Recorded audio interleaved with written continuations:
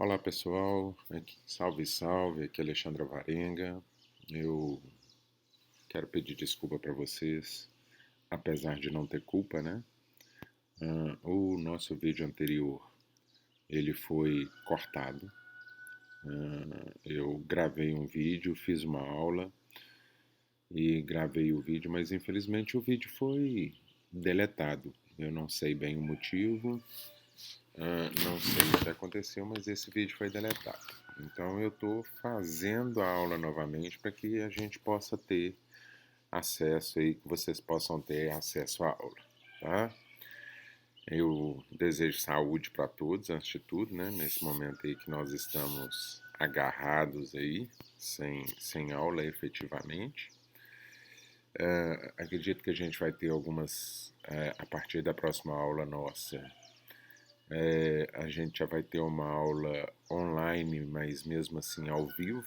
Então isso vai facilitar a nossa conversa bastante, para que a gente possa desenvolver um trabalho legal, tá bom? Eu queria que vocês ficassem bastante atentos, porque no término dessa aula eu peço para vocês um exercício para entregar até sexta-feira, tá bom? Para a gente já lançar a nota aí que vocês estão fazendo. Exercício simples, fácil, mas nós já estamos entrando em altimetria. Só agora, na verdade, né? Mas nós vamos resolver tudo quanto antes aí, tá bom? Vamos lá? Bom, eu já entrei nesse assunto aqui, vou entrar nesse assunto novamente, rapidamente, só porque eu achei que ficou um papo meio duvidoso na nossa última aula, tá? Vamos lá.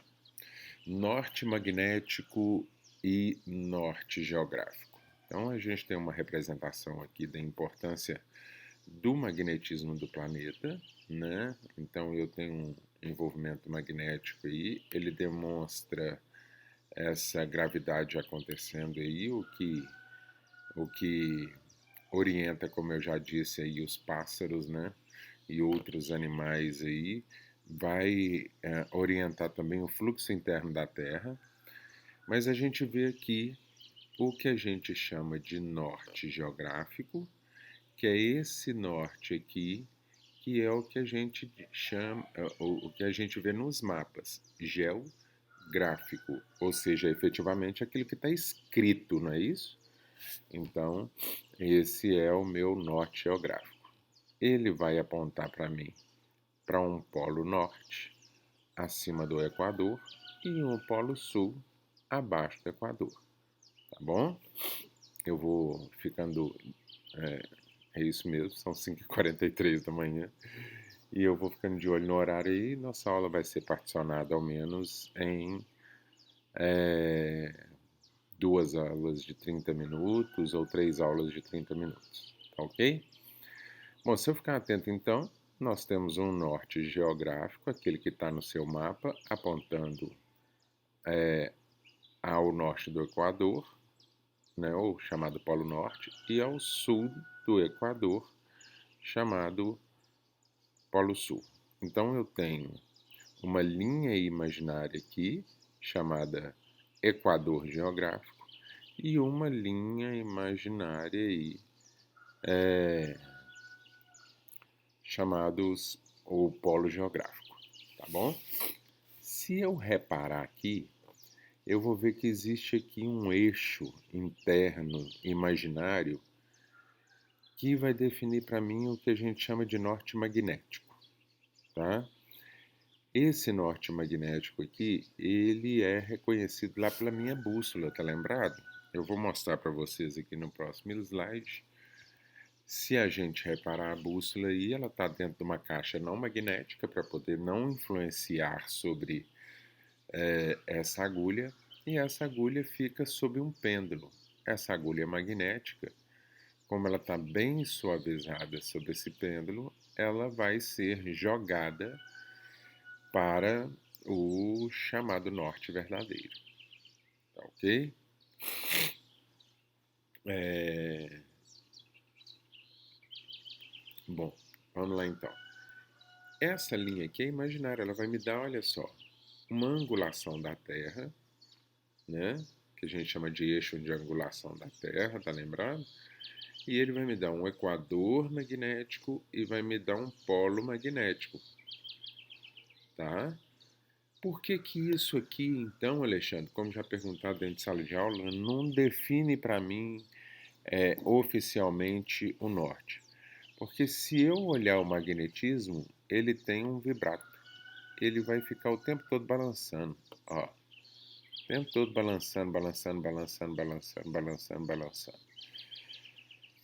E aí eu consigo definir um norte, mas se esse é o magnetismo e as ordens podem mudar, ele pode mudar definitivamente o seu ângulo também. Então você já imaginou se todas as vezes que eu tiver alguma alteração nesse ângulo, eu precisar de mudar todos os mapas do mundo? É algo complicado, não é isso? Então o que que nós fazemos? É muito mais fácil eu calcular, manter o mapa do jeito que está e calcular essa variação que há aqui. E é isso que nós vamos usar aí na no nosso trabalho, tá bom? Bom, vamos lá. Nós então vemos um exercício aí que é para você transformar rumos em azimutes e azimutes em rumos. Vamos ver um por um aí. Então eu tenho um rumo de 30 graus, 25 minutos, 0 segundos. Eu não coloquei os 0 segundos aqui, mas você considera no seu cálculo aí na calculadora sua. A sudeste. No azimute, 33 graus, 43 minutos, 0 segundos. E algo essencial da gente demonstrar é que eu não tenho referência. Por quê? Porque eu estou lidando com azimute. Lembra, o azimute sai do meu polo norte, sentido horário, e retorna para o meu polo norte. O rumo sai do norte para leste, do norte para oeste, 90 graus para cada um. E o sul sai do sul para leste e do sul para oeste, também 90 graus para cada lado. Lembrando que eu tenho aqui primeiro quadrante, perdão, vou desligar aqui, tá, gente, para a gente não ter intervenção nenhuma de internet. Eu não estou gripado, isso é uma alergia.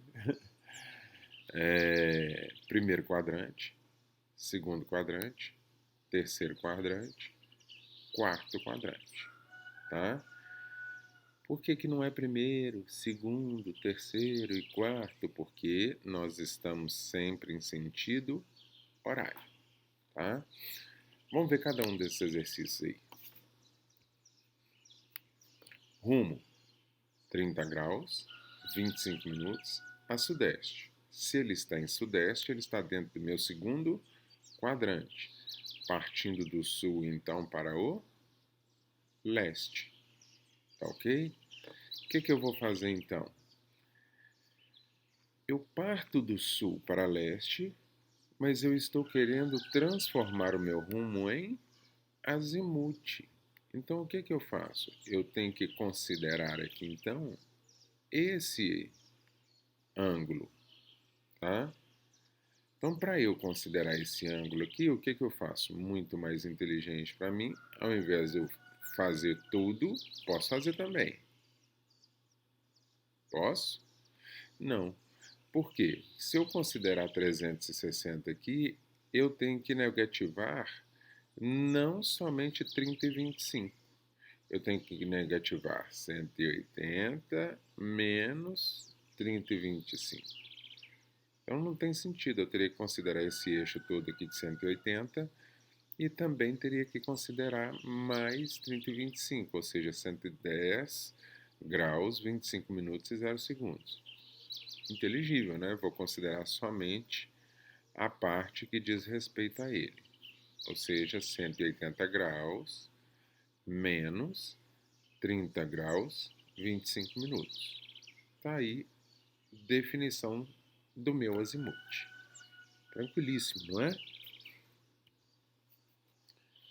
Meu rumo. Eu tenho um azimuth de 33 graus 43 minutos 0 segundos, mas ele está no meu primeiro quadrante. Ora, se o meu azimuth parte do zero e gira 360 graus em sentido horário, todo, todo rumo que estiver no primeiro quadrante, ele não está aqui, ele vai ter o mesmíssimo valor do azimuth, tá? Por quê? Porque ele está partindo na mesma direção do azimuth, olha lá, de norte para leste. Só que um detalhe é importante que eu designe aqui a direção nordeste. Por que, Alexandre? Porque se eu retirasse essa direção nordeste daqui, ele seria azimuth. Então, todas as vezes que eu tenho a direção demonstrada, eu vou ter, será rumo. Todas as vezes que eu tiver somente o grau, será azimuth.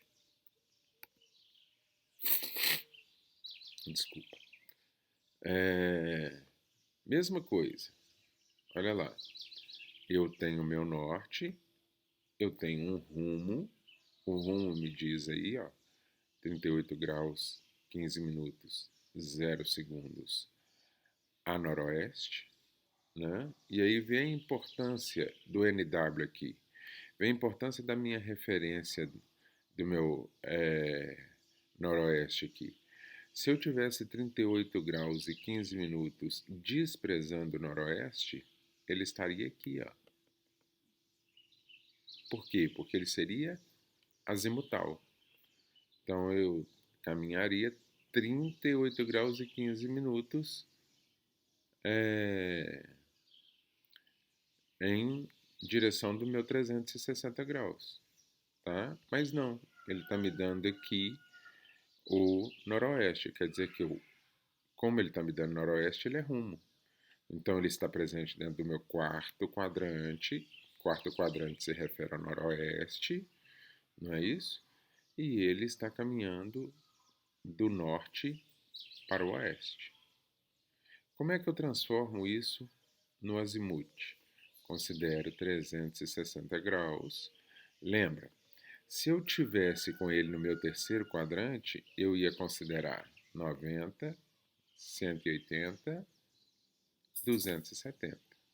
Como ele está no meu quarto quadrante, eu considero o meu giro inteiro e desprezo o valor de 38 minutos e 15 segundos.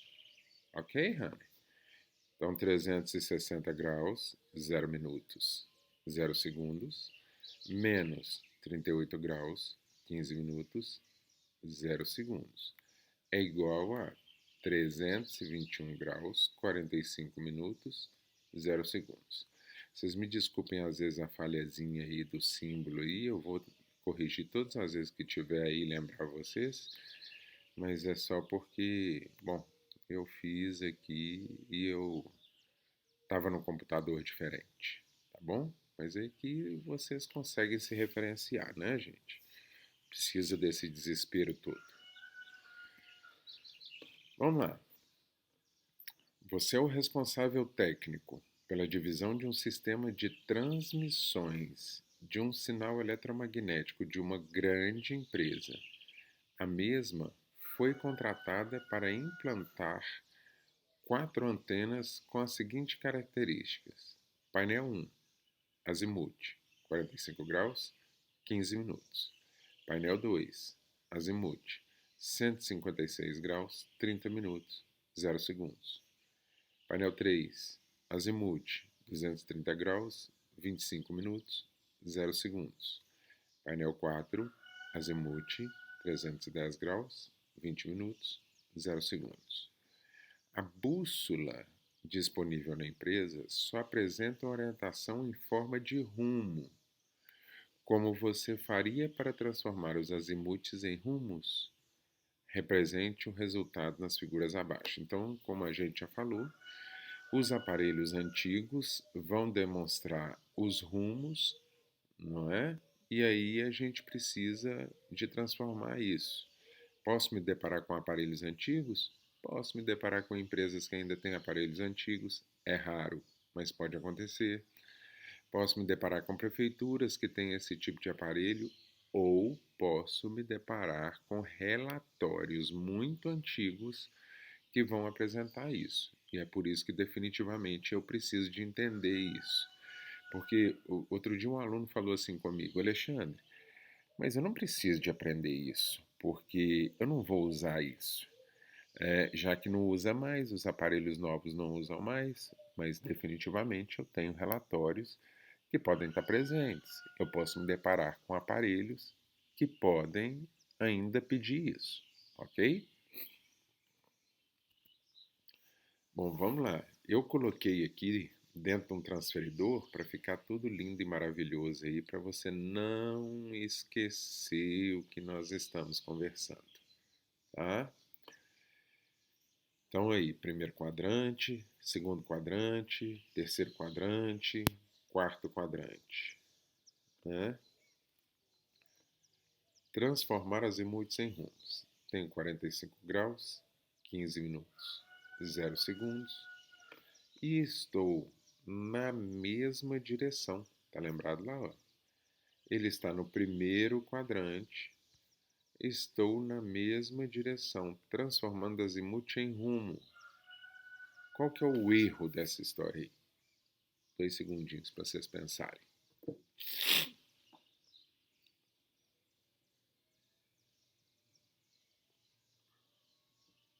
Bom, o erro dessa história aqui é simples.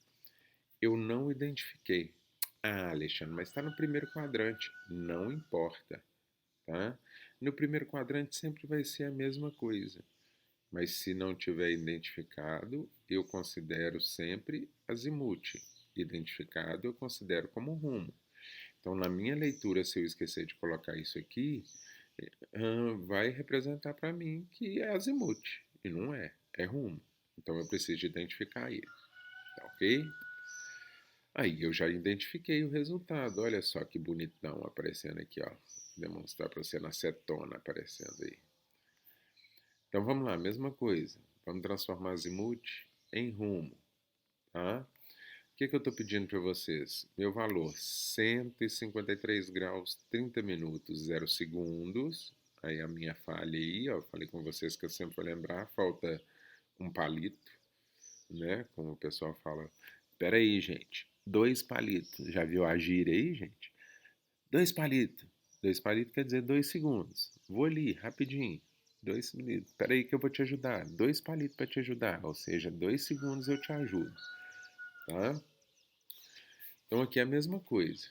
Se eu estou no SE, eu defino que ele está dentro do meu segundo quadrante. Tá? Se eu estou dentro do meu segundo quadrante, eu estou considerando do sul para leste. Então, eu vou considerar dentro do segundo quadrante o meu cálculo em cima de 180 graus. De novo, meu cálculo dentro do primeiro quadrante é 90 graus, meu cálculo dentro do segundo quadrante 180, meu cálculo dentro do terceiro quadrante 270, meu cálculo dentro do quarto quadrante 360 graus. Ok, bonitos? Então vamos lá. 180 graus menos 153, que é o meu azimuth, é igual a 26 minutos, perdão, 26 graus, 30 minutos, 0 segundos. E aí eu identifico o local ou o quadrante que ele está, que é o quadrante sudeste. Boa? Mesma coisa. Transformar azimuth em rumo, 320 graus, 25 minutos, 0 segundos, menos 180 graus. É isso? Bom, vamos lá. Então eu tenho 230 e 25, e eu quero saber só o tamanho disso aqui, ó. Tá ok? Só o tamanho disso aqui. Então aí uma confusão aí, porque o cara fala, mas você não calcula diante de 270 e tal, né? Não. Se eu tenho 230 graus aqui, eu quero saber essa parte. Eu não quero saber essa parte aqui. Eu quero saber o quanto que eu vou. Então, eu desprezo 180 graus para saber. Se eu estivesse partindo de oeste para o sul, eu ia desprezar essa área de 230 e ia considerar só essa área aqui. Mas eu não estou fazendo isso. O que eu estou fazendo isso? O que eu estou fazendo aqui? Eu quero saber essa parte. Então eu desprezo o primeiro e o segundo quadrante e considero a marcação do meu terceiro quadrante aqui de sul para oeste. Não confunda de oeste para sul, é de sul para oeste. Por quê? Porque o rumo sempre vai caminhar ou de sul para leste ou de sul para oeste. No caso do meu terceiro quadrante, de sul para oeste. Então, 230 graus menos 180 é igual a 50 graus, 25 minutos e 0 segundos a sudoeste. Boa, gente? Lindíssimo, né? Fácil de fazer, super tranquilo. Bom, vamos transformar o azimuth em rumo de novo. Mesma coisa. Olha aí a diferença do exercício anterior, olha. Aqui eu desprezei o 180 porque eu precisava de considerar essa parte aqui, porque eu estou caminhando daqui para cá. Aqui eu preciso de saber o valor dessa parte aqui. Por quê? Porque eu estou de norte para oeste. Então, 310 graus, 20 minutos e 0 segundos, eu vou subtrair os 360 graus, a minha volta toda, menos 310. Ok? Vai dar 49 graus, 35 minutos, 0 segundos a noroeste. Ok? Ou noroeste. Boa, gente. Facílimo, né? Bom, vamos lá. Calcular o ângulo, os ângulos horários de A, B, C, e calcular o ângulo horário de B, C, D. E nota aí que eu estou girando no sentido horário. 2 minutinhos para você pensar aí como é que calcula.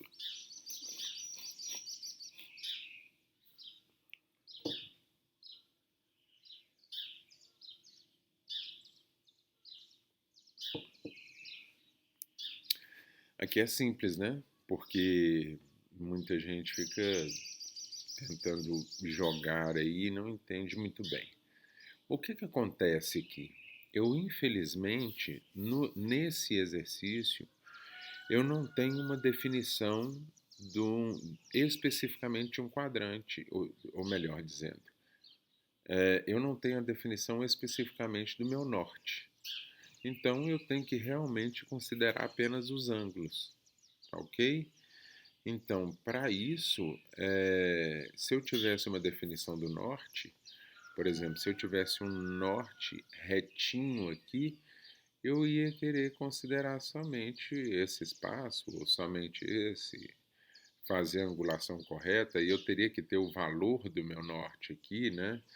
Zerado em comparação a esse aqui e tal. Mas eu não tenho isso. Então aqui eu tenho que enxergar o meu eixo.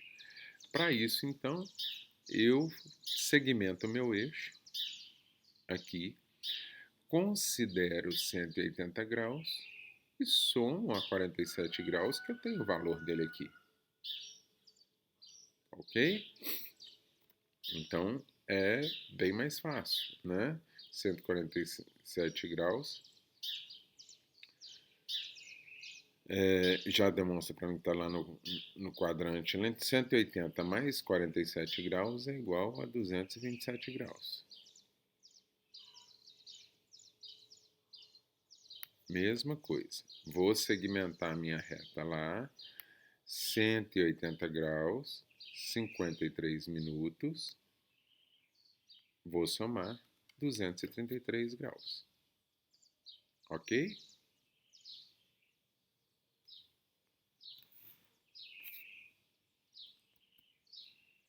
Levantamento por irradiação. Bom, são os pontos medidos a serem mostrados na planta. Então, no levantamento de radiação, eu vou definir lá para mim o que é cerca, o que é muro, o que é casa, o que é rio, o que é lago, curral e etc. E vou fazer as minhas marcações e os pontos de levantamento meu, tá ok? Os pontos de radiação são determinados por ângulos e distâncias a partir de uma posição do instrumento topográfico. Pode ser somente uma instalação do instrumento para fazer as medições das radiações. Vai depender das condições do terreno. Então, vou mostrar para vocês aqui duas formas de ponto de radiação para que você entenda que ele irradia sempre de um ponto fixo. Isso quer dizer que eu não posso caminhar com meu aparelho? Não. Eu posso caminhar com meu aparelho, mas o levantamento por irradiação, ele sempre vai partir de um ponto para outro, e se eu caminhar com ele, eu vou ter que fazer os cálculos devidos. Tá ok? Vou demonstrar aqui para vocês aí como é que vai funcionar isso. Então, eu tenho a minha sede da irradiação presente aqui e eu vou irradiar ela para um determinado ponto, tá? Essa linha aqui, ó, eu vou chamar ela de linha divisada. Vou aumentar meu ponteiro aí de novo. Vou mostrar para você, ó, essa linha aí eu vou chamar ela de linha divisada, tá? Essa linha que se forma aqui. Eu coloquei o meu aparelho e quero saber esse eixo presente aqui. Então, o que é que eu faço? Miro no primeiro ponto, tá lembrado? Se eu tenho o primeiro ponto aqui, em geral, eu tenho um norte para cá, ó. Tá? Se ficar mais fácil aí, você gira a sua planta só para poder você entender aonde está o meu norte geográfico. Mas eu tenho um norte para cá e eu já defino o meu primeiro ponto aqui. E vou querer saber a distância daqui até aqui. Então eu faço minha primeira visada no ponto 1 e a minha segunda visada no ponto 2. Esse aqui eu vou chamar ponto, minha visada de Ré, e aqui eu vou chamar minha visada de Vante, tá ok? Então, levantamento a partir de uma instalação do instrumento. Eu instalo o instrumento e irradio ele para os pontos de cálculo. Fique bastante atento a isso aqui, meu primeiro ponto de visada e o segundo ponto de visada, porque no cálculo de caminhamento isso tudo muda, tá ok? Até o posicionamento do meu ponto de Ré e do meu ponto de Vante, as minhas considerações são diferentes. Por quê? Porque basicamente meu instrumento, meu teodolito ou o meu ou, ou a minha etna, a minha estação total, não estará presente aqui, tá ok? Ela estará presente em outro lugar fazendo outro cálculo. Ok, honey? Tranquilinho? Vamos lá, vamos demonstrar. Alexandre, posso caminhar com a minha sede de radiação? Posso. Veja que aqui eu tenho duas sedes de radiação. Por quê? Porque se eu estou aqui e quiser fazer a medição do meu P13, que está aqui, ó, olha ele aqui, ó. O que acontece? Na hora de eu irradiar, eu vou bater no P14 eu não vou conseguir enxergar o meu P13. Eu vou bater, por exemplo, aqui. Eu quero fazer o cálculo para o meu P8, só que o meu maquinário está aqui, ele vai bater de frente aqui e eu não vou conseguir fazer esse cálculo, vai dar errado. Por quê? Porque o meu terreno vem aqui, o meu terreno não vem aqui. Ou seja, eu tenho que desconsiderar esse eixo. Então é muito mais fácil. O que isso aqui pode ser, gente? Pode ser uma barreira, pode ser um muro, pode ser uma elevação, tá ok? Então tudo isso pode ser uma cerca, tudo isso eu tenho que considerar aí. Então o que eu faço? Coloco lá o meu teodolito ou minha ET no meu primeiro, perdão, gente, na minha sede de radiação. Vou começar a fazer os meus cálculos P1, P2, P3, P4, P5 e P6. Fiz essa área toda, mudo meu maquinário para a segunda área, pode ser uma segunda ou uma terceira, e aí vou fazer um cálculo composto. Vou compor o cálculo dessa área junto com a composição do cálculo dessa área e vou ligar os meus pontos de visada aí. Tá ok?